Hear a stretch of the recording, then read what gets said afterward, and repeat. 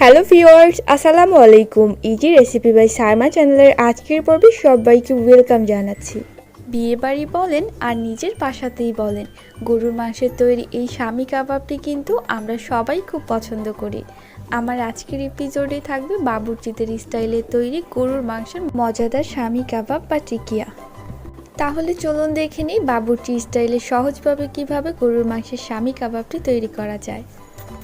আশা করছি আমার আজকের রেসিপি আপনাদের সবার কাছে ভালো লাগবে। তার আগে সবার কাছে আমার অনুরোধ থাকবে, যদি এখনও কেউ আমার চ্যানেলটি সাবস্ক্রাইব করে না থাকে তাহলে সবার কাছে আমার অনুরোধ থাকবে আমার চ্যানেলটি অবশ্যই সাবস্ক্রাইব করে দিবেন। এবার চলে যাব কাবাব তৈরির মূল প্রসেসে। কাবাব তৈরি করার জন্য আমি এখানে হাফ কেজি পরিমাণে ছোলার ডাল নিয়ে নেব। আপনি চাইলে হাফ কেজির বেশি ছোলার ডালও নিতে পারেন, আবার চাইলে হাফ কেজির কম ছোলার ডাল নিয়েও শামি কাবাবটা তৈরি করে নিতে পারেন। এবার এই ছোলার ডালে কিছুটা পানি দিয়ে কিছু সময় পর্যন্ত ভিজিয়ে রাখতে হবে। আপনার হাতে যদি সময় বেশি থাকে সেক্ষেত্রে আপনি ঘন্টাখানিকের মতো এটাকে ভিজিয়ে রাখতে পারেন, কিন্তু অবশ্যই এটাকে ডুবা পানিতে ভিজিয়ে রাখতে হবে। আমি এখানে হাফ কেজি পরিমাণে গরুর মাংস নিয়েছি। গরুর মাংসটাকে ছোট ছোট পিস করে কেটে নিয়েছি।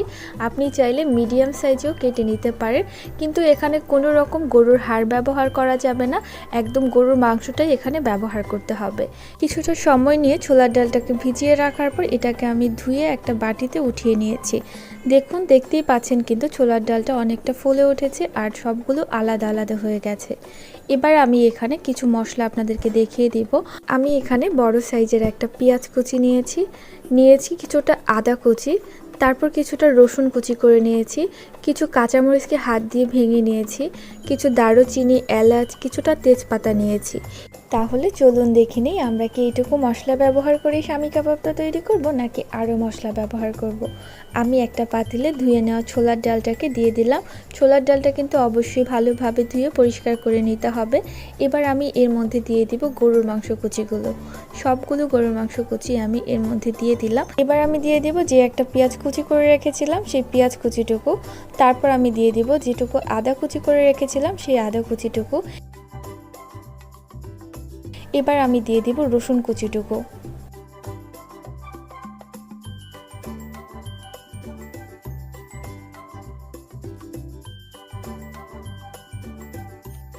তারপর আমি দিয়ে দিব দারুচিনি, এলাচ, তেজপাতা, কাঁচামরিচ। কিছুক্ষণ আগে একটা প্লেটে আমি আপনাদেরকে যে মশলাগুলো দেখালাম সবগুলো মশলাই কিন্তু আমি এর মধ্যে দিয়ে দিয়েছি। এবার আমি টেস্ট অনুযায়ী কিছুটা লবণ দিয়ে দিব। লবণের পরিমাণটা অবশ্যই আপনি আপনার টেস্ট অনুযায়ী ব্যবহার করবেন।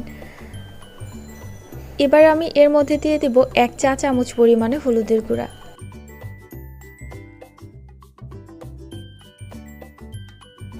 এবার আমি এর মধ্যে দিয়ে দিব 1.5 চা চামচ পরিমাণে মরিচের গুঁড়া।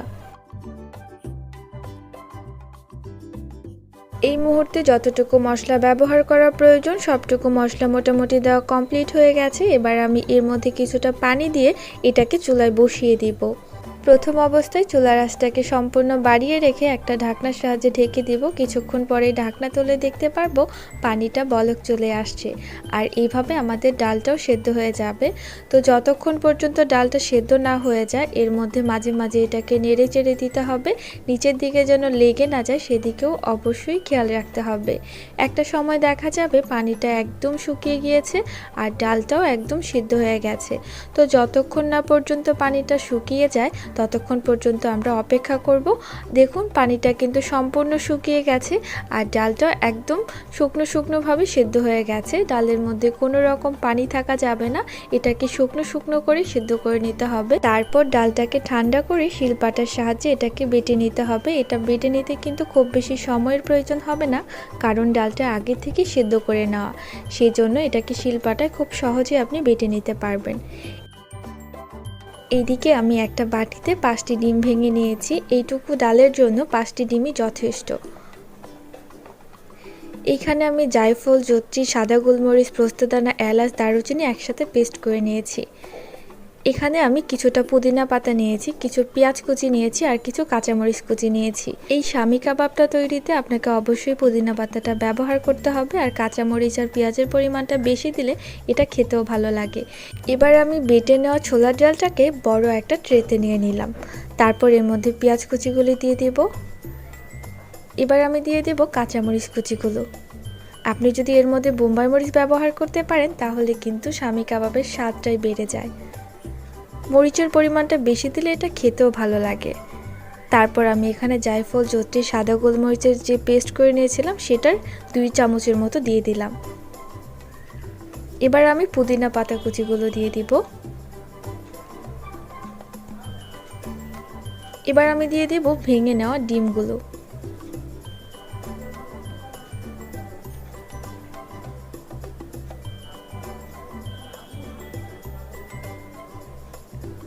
এর মধ্যে দিয়ে দিব আমি কিছুটা কেওড়া জল।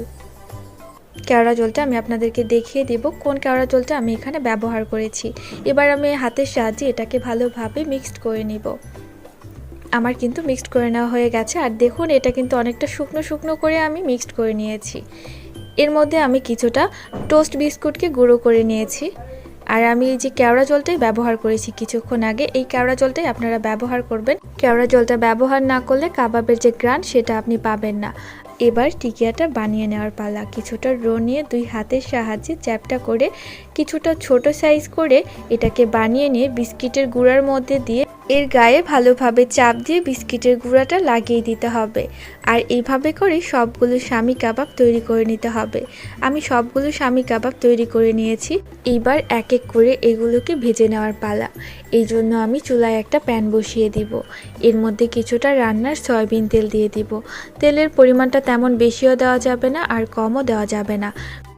তেলটা যখনই গরম হয়ে যাবে তখনই আমি এক এক করে 4-5টি কাবাব গরম তেলে দিয়ে দিব। সবগুলো কাবাব একসাথে দিয়ে ভাজতে যাবেন না, তাহলে এটা নষ্ট হয়ে যাবে আর ভেঙে যাবে। তেলের পরিমাণটা কম দিতে বলেছিলাম কারণ যখনই কাবাবটা গরম তেলে দিব তখনই তেলটা অনেকটা বলক চলে আসবে।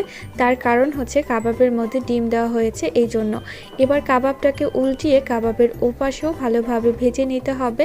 চুলার আঁচটাকে মিডিয়াম আঁচে রেখে এটাকে ভেজে নিতে হবে। কিছু সময় পরে দেখতে পারবো কাবাবের কালারটা অনেকটা চেঞ্জ হয়ে আসছে। পারফেক্ট কালার নিয়ে আসার জন্য এটাকে অল্প পরিমাণে ভেজে নিতে হবে। বেশি ভাজতে গেলে এটা পুড়ে যাবে, কালারটাও নষ্ট হয়ে যাবে। আর এইভাবে করেই আমি সবগুলো কাবাব ভেজে নিব। এইভাবে সেম প্রসেসে সবগুলো কাবাব আমি ভেজে নেব। আমার কিন্তু কাবাব তৈরি করা হয়ে গেছে। খুবই অল্প সময়ে ঝটপট করে খুবই কম মশলা ব্যবহার করে বাবুর্চি স্টাইলে মজাদার এই গরুর মাংস তৈরি কাবাবটি আমরা তৈরি করে নিতে পারি। এই কাবাব আর টিকিয়া খেতে পছন্দ করে না এরকম মানুষ খুব কমই পাওয়া যাবে। যারা একদমই নতুন রাঁধুনি, আশা করছি তাদের কাছে আমার আজকের রেসিপিটি খুবই ভালো লাগবে। আর রেসিপিটি ভালো লেগে থাকলে অবশ্যই আমার চ্যানেলটি সাবস্ক্রাইব করে দিবেন, পাশে থাকা বেল আইকনটি অল করে দিবেন, তাহলে আমাদের রান্নার সকল রেসিপির নোটিফিকেশন চলে যাবে আপনার ফোনে। লাইক দিবেন, কমেন্টস করবেন, ফ্রেন্ডস অ্যান্ড ফ্যামিলি মেম্বারদের সাথেও শেয়ার করবেন। আল্লাহ হাফেজ।